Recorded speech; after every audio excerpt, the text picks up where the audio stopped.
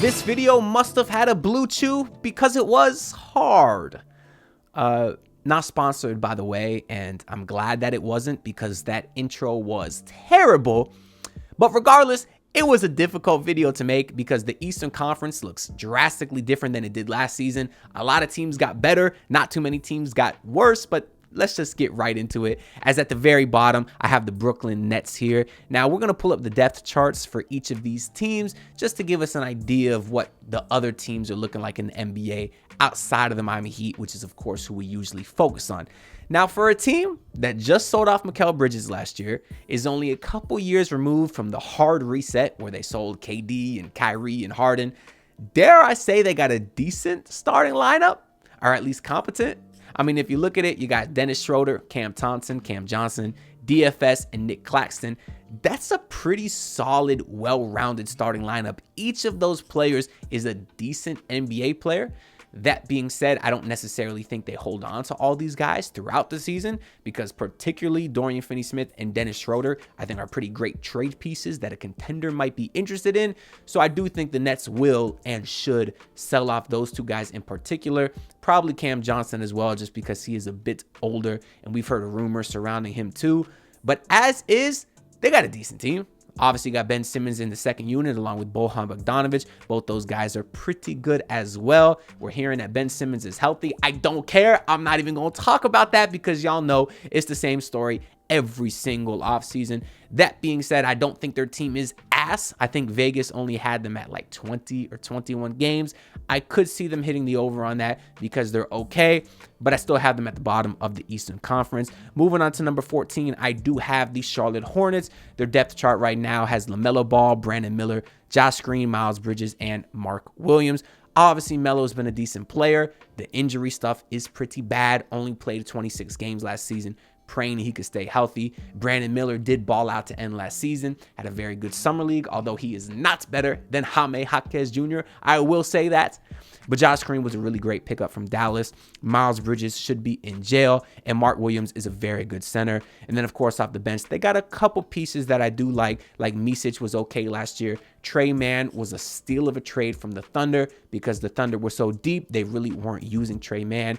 And already we saw Trey Mann ball out against the Heat in the preseason. So he's a decent player. Obviously, we got our guy Cody Martin. Grant Williams, who did get my respect for poking the Jimmy Butler bear, although it was very stupid to do. I kind of respected it. I think he's a decent player, as is Nick Richards. And I should point out that in their third string here, they do have Tajon Salon, their rookie, currently listed as the third string. And he had a very good preseason game versus the Heat too. He's a very young, raw prospect, but he's a decent shooter at 6'9". That guy has a lot of potential. And shout out to Taj Gibson for keeping a roster spot. I think it's very good that the Hornets finally got a veteran in their system to kind of coach the young guys and bring a little bit of culture, because we know almost everyone on their roster has been arrested at some point for something. It's pretty crazy. But we'll move on here. At number 13, we do have the Detroit Pistons. They got Cade Cunningham, Jaden Ivey, Asir Thompson, Tobias Harris, and Jalen Duran. Right away, I see that the shooting in this starting lineup is trash because neither of your guards can shoot. That goes for Asir Thompson as well. Jalen Duran won't even get them up from the center position. So I do think they should maybe switch this up a little bit. You can see they do got Malik Beasley and Tim Hardaway and Simone Fontecchio in that second unit. I do think they should start 2 to 3 of those guys and move the lineup around a little bit. But that being said, just looking at their two strings here, they do have a solid 10 rotational NBA players. I still like Isaiah Stewart a lot. He's even a guy that can stretch the floor slightly at the third position. Marcus Sasser showed a lot of potential last year as well. And then in their third string, they do have Ron Holland, who is a very raw prospect at 18 years old. But he is coming out of the G League, so he did get a little bit of professional experience. He is like a 6'9", very athletic player. Raw prospect, but might be able to contribute a little bit now just because of the tangible stuff. And Paul Reed, I guess, is a decent backup center right there. But their team is okay. For that reason, I have them slightly better than last year at 13. One spot above them, I do have the Washington Wizards. Those teams were above and beyond the 2 worst teams last year. Somehow the Wizards only won one more game than the Pistons, who lost like 27 straight or something. But this year, I do got them at 12. And if we look at their depth chart here, they got Jordan Poole. Woo, you know what you're getting with him. Bilal Coulibaly had an excellent rookie season, was very good as a defender. I think the offensive stuff is starting to come around as well. And then they're pushing Kuzma up to the 3, and this prediction, which is interesting, their starting star at the 4, who was terrible in the Summer League. He was so bad in one game where he literally changed his number to the second game. I've never seen something like that before. Not saying the Summer League means a lot. He obviously can turn into a good player, but he wasn't great so far. Valanciunas, I do like a lot, but this is a bit of a clunky starting lineup. I do think they're a little bit better than the other teams I mentioned previously, just because I feel like Kyle Kuzma might be the best player of the other teams I mentioned. But now that I'm looking at this, they really don't got too much off the bench. Malcolm Brogdon is obviously a very good player. I like that they brought in a vet as well, similar to what the Hornets did with Taj Gibson, although Malcolm Brogdon is currently a much better player than Taj Gibson, but he does have his injury concerns. You can see here it already says he's hurt. Kispert's a decent shooter. Don't know much about Patrick Baldwin. And Rashawn Holmes has always been an okay backup center, and I do love their rookie Bub Carrington. He is super young. Think he might have been the youngest person in the draft, but he is an absolute bucket, so we'll see what he can contribute.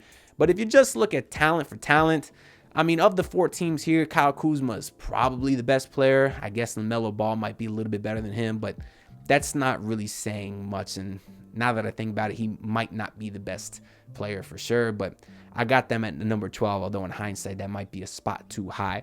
But one spot above them, I do have the Toronto Raptors at number 11. They have some pieces here that I do think is highly underrated. The pickups of Quickly and RJ Barrett was very good for them last year. Again, they hit a hard reset last year, similar to the Nets that we were talking about earlier. They obviously traded away Anunoby and Siakam, and I do like what Quickly and Barrett gave for them last year. Grady Dick did not have a phenomenal rookie season, but he did pick it up in the second half, so hopefully he can continue that momentum going into next year. But they do have an all-star. Scotty Barnes, of course, is a hooper, and Jakob Poeltl's kind of a do-it-all center. And their second string, Davion Mitchell, hasn't shown a lot of promise in Sacramento. He'll always be a good defender, but the offense is a bit of a 0. Jacoby Walter was a very, I guess, get him up type player in college. He was a bit of a chucker. Not super efficient. I don't love him as a player. I'm curious to see what he does in this spot, though. Obviously, Bruce Brown is very decent, but I think he'll be a trade candidate because they could sell him to a contender for probably some good assets. Abaji is okay, and Kelly Olynyk is obviously maybe another trade piece that they can move on elsewhere. But if you look at just the front-end talent here, Quickly, Barrett, and Barnes are probably the best trio of any of the other teams we mentioned so far. So for that reason, I have them at number 11. We'll go up to number 10 here, which I do have the Chicago Bulls, which kind of did a half-ass rebuild / reset, which I don't think is great long-term because they're going to stay in mediocrity, which is where they've been, which is not the smart thing to do. But hey, I got them at, what was it, number 10? So that's mediocre. They did trade for Josh Giddey. They sent away Alex Caruso. It's a shame that they got no picks for Caruso, considering they sent him to the team that has 1 million first-round picks. But anyways, I do actually like Josh Giddey there. You see they got Lonzo Ball as the second string. Very glad to hear he is healthy. He is supposed to be suiting up in the preseason. But there's a lot of crossover there between Giddey and Lonzo. They're pretty similar. 2 guards who aren't great offensively, although Lonzo Ball is much better last we saw him. But they were decent, obviously very good playmakers. I guess Lonzo is very decent defensively as well. Josh Giddey leaves a little bit to be desired there. But Kobe White really balled out last season. Could have been most improved player. Zach LaVine, I do think, has something to prove.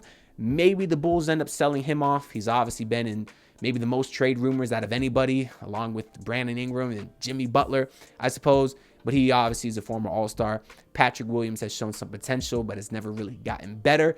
But as is, he's an okay player. And Nikola Vucevic, they should trade as well, because as it stands, he's an okay player who used to be better a few years ago, but really did fall off a little bit. But I do like the second unit too. I've always been a fan of Ayo Dosunmu, pretty versatile from the guard spot. Modest Buzelis had a decent summer league as a rookie. He can sort of get you some buckets there. And Torrey Craig, again, another versatile player, along with Jalen Smith, who I loved coming out of college, coming out of Maryland. He hasn't really stuck anywhere, had some years with Phoenix and Indiana, but I think he's a decent player. And all of this said, I have the Bulls at number 10. Moving on to the Atlanta Hawks here, I do have them at number 9. They're a team, again, that has been in a lot of trade rumors because will they trade Trae Young? Will they trade Clint Capella, who we've been hearing for years? I think they should either buy in or sell because they've also been hanging around mediocrity, so it doesn't make sense to keep the same team. Obviously, they did trade DeJounte Murray. One of the guys they got back was Dyson Daniels and Larry Nance. You see them in the second unit here. But their starting lineup, according to ESPN, is Trae Young, Bogi Bogdanovic, the first overall pick, Zachariah Ricochet, then Jalen Johnson, who's an amazing young player, and then Clint Capella. So very well-rounded started 5. Coming off the bench, Kobe Buffkin and Dyson Daniels, they've showed some potential. DeAndre Hunter is a very decent 3-and-D player.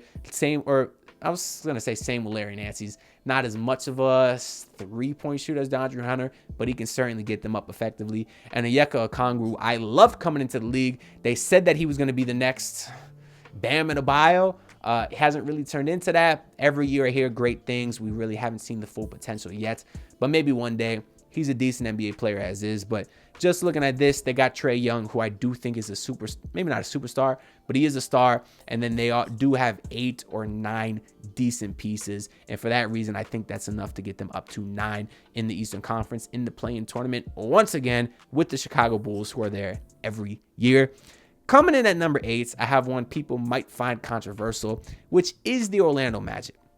Now, last year, I believe the Magic finished like 4 or 5, and they obviously got better. They added some great pieces like Kentavious Caldwell-Pope. Their young guys are going to get better. So why the hell would I have them at 7 or 6, was it? Well, that's because their East got a lot better outside of them as well. Now, starting lineup-wise is great. So you got a great defensive backcourt in Jalen Suggs and Pope. Franz Wagner, I absolutely love. Great finisher inside. Paolo Banchero, future All-Star for years to come. And Wendell's a very solid center as well. Coming off the bench, they got some decent bigs too. Jonathan Isaac was an exceptional defender when healthy last season. Mo Wagner is the perfect complementary big off the bench who could get rebounds, finish inside efficiently, and stretch the floor a tad. And then obviously you have a bunch of guards that they've been trying to make work forever, like Cole Anthony, Gary Harris, Anthony Black, but still all decent players. I love this team. I don't have anything negative to say about them. I just think some other teams are better, but I am a believer in Paolo and Franz Wagner, who lead the ship over there. Coming in at number 7, I do have the Cleveland Cavaliers, which I kind of made this list twice. And when I was going through it the first time, I actually had the Cavs at number 3. But then when I started listing the teams under them, I just think all those teams will be better.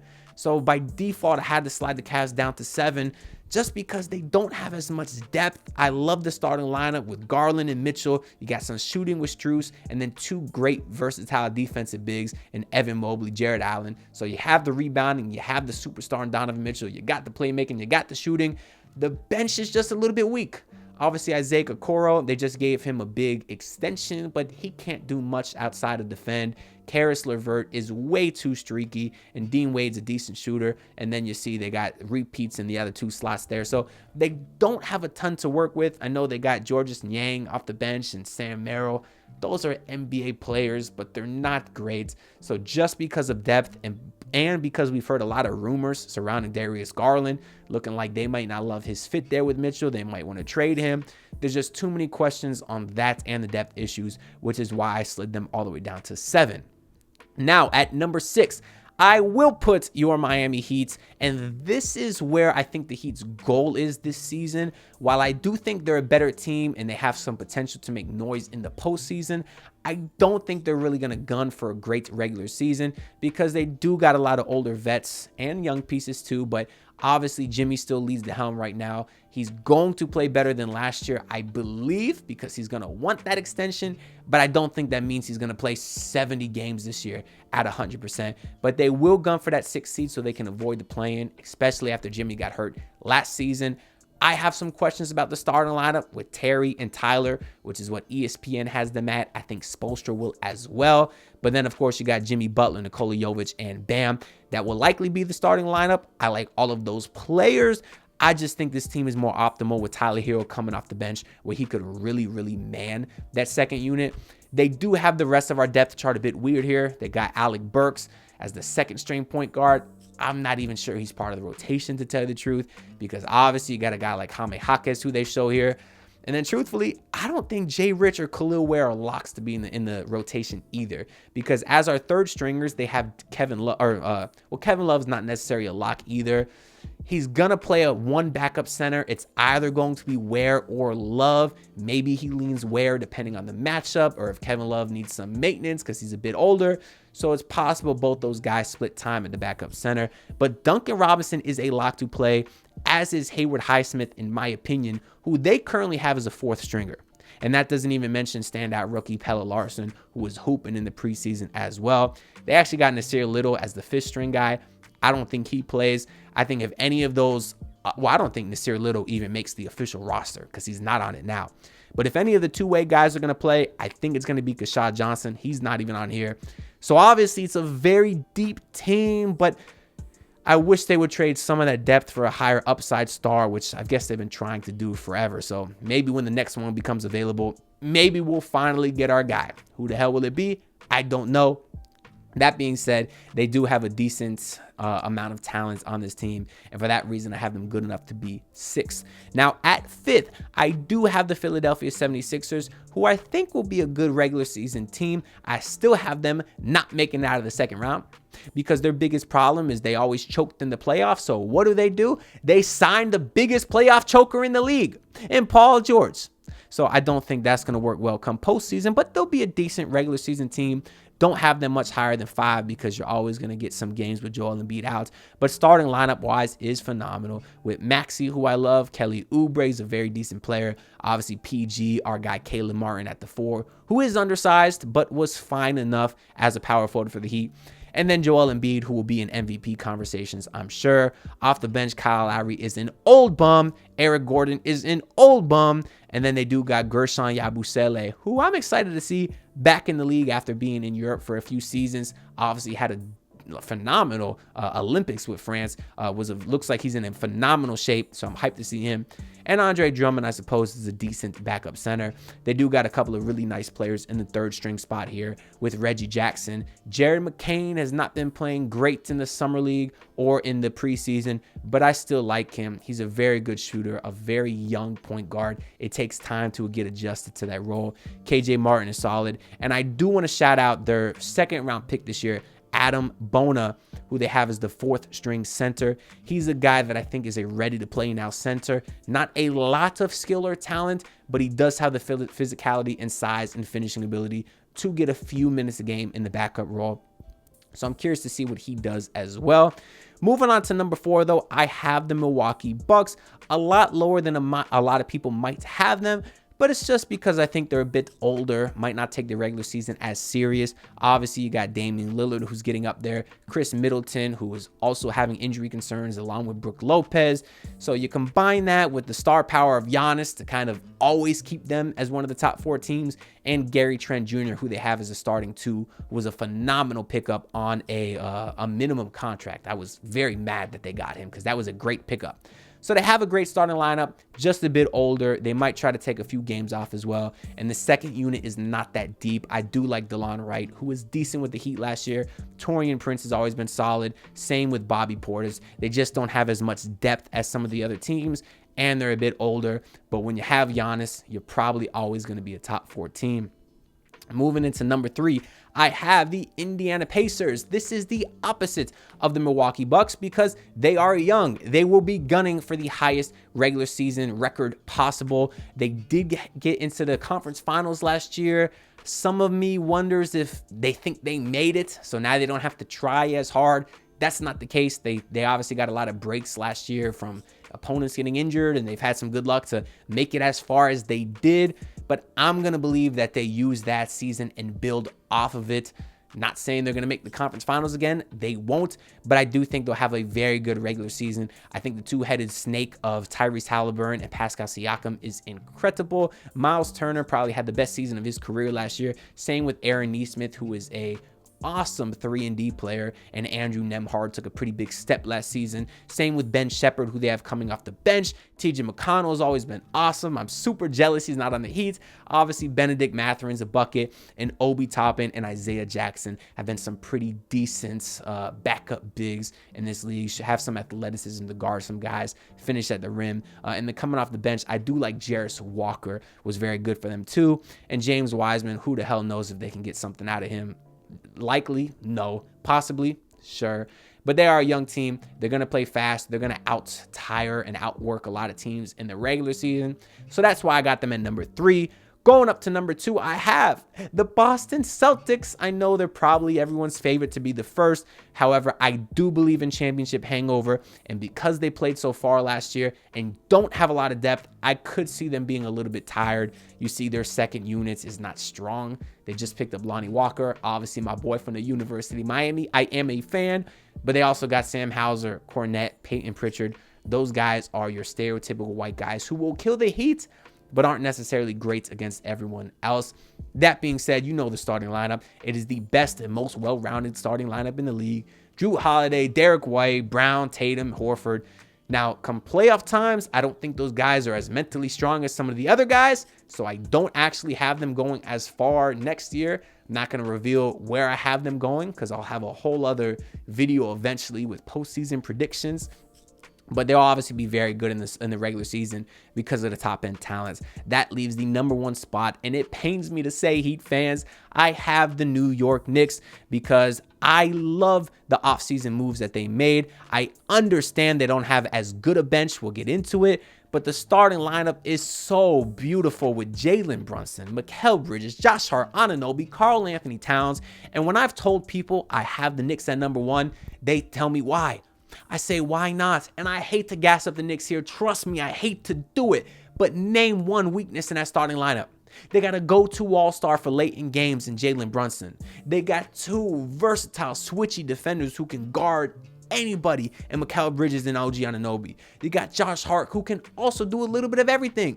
And you got an exceptional rebound at the small forward spot, combined with an exceptional rebound at the center spot. I understand Karl Anthony Towns is relatively soft, but you got other guys on the wings to make up for him defensively. And I do think Towns had an exceptional year last year, shooting the ball, really just scoring from everywhere.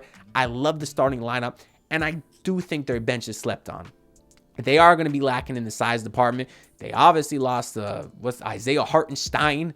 Mitchell Robinson will be out at least until the early 2025. That will hurt them because their only other size at the moment is really Precious Achiuwa. And as a Heat fan, I know he's not great. But I do think Miles McBride is a rotation player. Same with Cam Payne. And then they're actually listing him as the 4th string here. Tyler Kolek. Don't sleep on the guard out of Marquette. They got him in the 2nd round. I really wanted the Heat to get him because I think he is a ready-to-play now facilitator in the NBA. So I like him a lot, along with their 2nd round pick, Bacoma Dadiet out of France, who is a very raw prospect, but he can defend and score a little bit. So I do think we see both of those guys play a little bit this season, particularly Tyler Kolek. And obviously Landry Shamet could be a rotation player if they need. Same with Jericho Sims there. So they have some guys off the bench to get them through a regular season, but I do believe the starting lineup will carry. And for that reason, I have them as 1st in the Eastern Conference. Anyways, I've been talking for a long time here, so now it's your turn. Drop your comments down below. Let me know where you think I'm tripping. Let me know where you think you agree with me. If you stay to this point of the video, go ahead and comment something for me so I know you a real one. What can y'all comment for me? I always struggle when I think of something here. Go ahead and comment. Keshad Johnson is the GOAT. I feel like I've asked y'all to comment that before, but just so I know y'all here, I'll heart your comment because I do greatly appreciate all the support. While you're doing that, you can leave a like and subscribe because the algorithm will boost this video out to everyone and we can continue to grow the channel. Hopefully bring some more non-Heat fans in here so we can get that sub count up. But I do greatly appreciate it. I'll get a Western Conference prediction video out eventually. But until that, I'll see y'all next time. Peace out. Look, pull up in your city trying to get that dead face. Do it on my own, I don't need no dead weight. Had to kill him off, yeah, I need a head space. You know this homegrown bitch don't offend me.